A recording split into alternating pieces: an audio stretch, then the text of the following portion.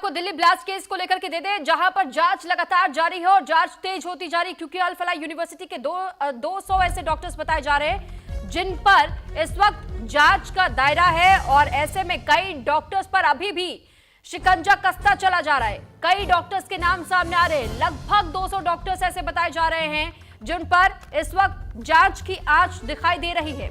दिल्ली धमाके को लेकर के आपको याद होगा, व्हाइट कॉलर टेरर इसे नाम दिया गया था, यानी कि वो लोग जो कि सफेद कोट पहन करके लोगों का इलाज करने की बात तो करते हैं, लेकिन कैसे कुछ ऐसे चुनिंदा ऐसे डॉक्टर्स, खासतौर पर जिनके नाम ऐसे सामने आए थे और बताया गया था कि इनके पहले से पाकिस्तान के आईएसआई आतंकी संगठनों से भी मुलाकात हुई है, कई कनेक्शंस थे, उनकी फोन पर बातचीत होती थी, ईमेल्स के जरिए कई बार बातचीत हुई। आप सोचिए, ऐसे में अगर डॉक्टर्स पर जब इस तरीके से उंगली उठने लगी तो फिर किस तरीके से लोग भरोसा उन डॉक्टर्स पर करेंगे और वहां वो अपने इलाज के लिए जाएंगे। तो फिलहाल इस मामले को लेकर के ऐसे 200 लगभग डॉक्टर्स बताए जा रहे हैं जिन पर इस वक्त जांच की आंच नजर आती है।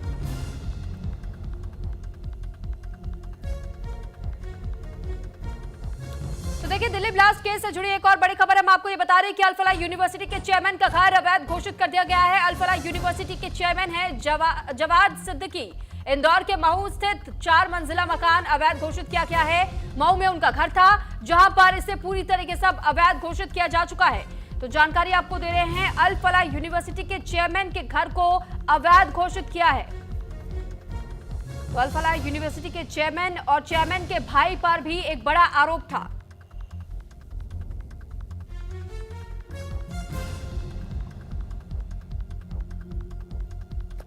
इस पर ज्यादा जानकारी के साथ अली शायर इस वक्त हमारे साथ न्यूज रूम से जुड़े हुए हैं। अली, जानकारी चाहेंगे आपसे कि अल फलाह यूनिवर्सिटी के चेयरमैन जिन पर लगातार शिकंजा कसता चला जा रहा है, अब उनकी प्रॉपर्टी को अवैध घोषित कर दिया गया, अभी इसमें और किस तरीके के खुलासे हो सकते हैं? कोई और नया नाम या कोई और नया कनेक्शन सामने आ सकता है क्या, क्योंकि जांच तो लगातार जारी है?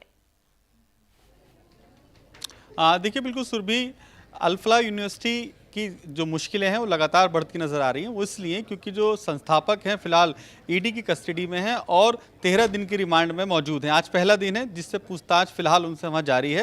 लेकिन अगर बात की जाए उनके इंदौर वाले मकान की, तो पूरी तरह से अवैध प्राधिकरण ने घोषित किया है, जिसके बाद अब उसको गिराने के यानी ध्वस्तीकरण करने की जो कार्रवाई है वो बहुत जल्द की जाएगी। साथ के साथ जो डायरी बरामद हुई थी अल फलाह यूनिवर्सिटी से, उस डायरी में बहुत सारे ऐसे डॉक्टर हैं जिनका जिक्र लिखा गया है कि वो डॉक्टर उमर, डॉक्टर शाहीन के संपर्क में थे। अगर संपर्क में थे तो वो क्या कर रहे थे, क्या सीखते थे, क्या उनको सिखाया गया था, ये एक बड़ा जांच का विषय है। इसीलिए 200 से अधिक डॉक्टर फिलहाल जांच एजेंसियों के रडार पे हैं, जिनसे फिलहाल पूछताछ भी की जाएगी, समय पर उन्हें बुलाया भी जाएगा, ये जानकारी मिल रही है। साथ के साथ जो उमर का मोबाइल फोन बरामद हुआ था मोबाइल शॉप से फरीदाबाद से, उस फोन के अंदर भी करीब ऐसे 300 कॉन्टैक्ट मिले हैं जो हमारे पास इंफॉर्मेशन है, जिससे साफ जाहिर है कि देश भर के अलग अलग शहरों में लगातार उमर का संपर्क था। संपर्क क्या था, क्या वो बात करता था व्हाट्सएप कॉल के माध्यम से, फिलहाल ये जांच का विषय है। इसी के चलते जांच जारी है। लेकिन ये जरूर कहा जा सकता है कि अल फलाह यूनिवर्सिटी के संस्थापक जावेद अहमद सिद्दीकी की यहाँ मुश्किलें कम नहीं बल्कि बढ़ती नजर आ रही हैं। सुरभि, ठीक है अली, साथ ही साथ क्योंकि अल फलाह यूनिवर्सिटी का नाम जिस तरह सामने आया था कि उन गाड़ियों को भी यहाँ पर काफी दिन तक रखा गया था, उनकी पार्किंग यहाँ पर देखी गई थी, जिन गाड़ियों में धमाका हुआ, इसके अलावा कुछ और भी गाड़ियों का पता चला था। अल फलाह यूनिवर्सिटी के कुछ और डॉक्टर्स पर भी इस वक्त शिकंजा कसा। खसरा नंबर 792 है, ये टोटल 9.5 बीघे जमीन है। इसमें से 5.5 बीघे की इन्होंने फ्रॉड रजिस्ट्री करा ली है, जो हमारे छुरिया मोहल्ला मदनपुर खादर तेखंड तुकलाबाद के सभी की ज्वाइंट प्रॉपर्टी है। और जब हमें इसके बारे में जानकारी हुई तो हमने फिर इसके खिलाफ अपनी कंप्लेंट्स दी, और कंप्लेंट्स दे करके फिर हम इसके खिलाफ कोर्ट गए हैं। हमें जो जानकारी हुई थी, इन्होंने फ्रॉड सिग्नेचर करके इन्होंने एक जीपीए बनाई, जीपीए बना करके फिर फ्रॉड तरीके से इन्होंने एक रजिस्ट्री करा दी। तो वो मेरा कोर्ट, मेरी प्रॉपर्टी इन्होंने सिग्नेचर नहीं है, मेरी प्रॉपर्टी, मेरा डिस्प्यूट ये था, आप इस प्रॉपर्टी की डिमार्केशन कराइए और इसकी डिवाइडेशन कराइए। डिवाइडेशन अपना शेयर अलग कर लीजिए, मेरा शेयर अपना अलग कर लीजिए और अपना काम कर लीजिए। इन्होंने मेरे से बर्ताव इनका थोड़ा गलत था, कह रहे जमीन तो तेरे को नहीं मिलती, पैसे लेने हैं तो ये मिलेंगे, और नहीं तो जा जो रुपये करा जाए कर ले। तो फिर मैंने इनकी छानबीन की तो मेरे इनका फ्रॉड निकला। फिर मैंने इनके खिलाफ सूट फाइल किया कि ये अनडिवाइडेड प्रॉपर्टी पे काम कर रहे हैं, जब तक हमारी डिवाइडेशन ना हो जाए इनका काम रोका जाए। और इसके खिलाफ इलीगल कंस्ट्रक्शन भी कंप्लेंट की गई थी, वो भी इसका डेमोलिशन हो गया था। यहाँ ये दिखा रहे थे कि हम तो गरीबों का संस्थाओं का खोल रहे हैं, वो खोल रहे हैं, लेकिन इसके खिलाफ मैंने शिकायतें ऊपर भी की थी कि इसकी जांच की जाए कि इसकी फंडिंग कहाँ से आ रही है। हमें इस पर शक तो पहले से था कि ये कुछ ना कुछ गलत ऐसे गतिविधियों में है, तो ये हमने इसकी सभी शिकायत करी। कुछ किसानों के जो सिग्नेचर गलत थे उन्होंने शिकायत भी की, FIR भी हुई, उनको डराया धमकाया, क्या किया वो इनको मालूम है। उनकी FIR इन्होंने क्लोज भी कराई। फिर किसी और किसान को पता चला, उसने शिकायत की, उन्होंने FIR 2021 में कराई, उनके डिस्प्यूट भी चल रहे हैं, उन्होंने सिविल सूट भी डाल रखे हैं। ये मैटर है। अब क्या कहेंगे, जिस तरीके से अल्फला यूनिवर्सिटी इसको फर्जी तरीके से जमीन को कब्जा करके गेट लगा दिया और गेट को जो लिखा हुआ था, ये भी कुछ समय भी 4-5 दिन पहले एक सोशल मीडिया पे एक वीडियो वायरल हो रही थी, तो वहां उन्होंने जब इस गेट पे पेंटिंग नहीं हुआ था, इस पे लिख रहा था तरबिया एजुकेशन फाउंडेशन, तो उन्होंने यही वीडियो डाल रखी थी। उसके बाद वो वायरल हुई थी, इन्होंने आनंद फानंद में इस बोर्ड को पेंटिंग करा दिया। जब इनकी संस्था से उस तरबिया एजुकेशन से अल्फला यूनिवर्सिटी से कोई संबंध नहीं है और ये संस्था साफ सुथरी है और ये प्रॉपर्टी साफ सुथरी है, तो इन्होंने आनंद फानंद में क्यों पेंटिंग किया?